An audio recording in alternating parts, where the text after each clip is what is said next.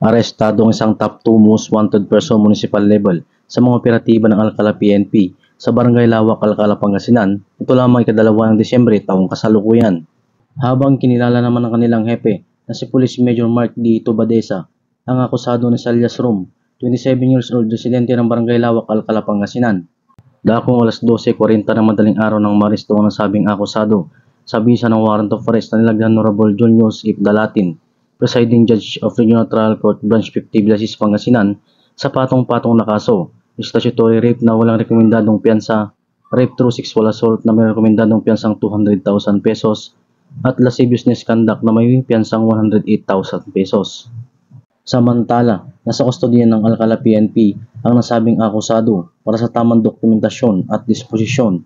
Ang tagumpay ng operasyon ay bunga ng magandang ugnayan ng mamamayan pambansang pulisya para mas lalong mapigting ang kampanya laban sa kriminalidad tungo sa mapayapat ligtas na bagong Pilipinas. Mula dito sa Ilocos Region, ako po ang inyong Police News Network Correspondent, Patrolman Dennis Carinal, alagad ng batas, tagataguyod ng balitang pulis.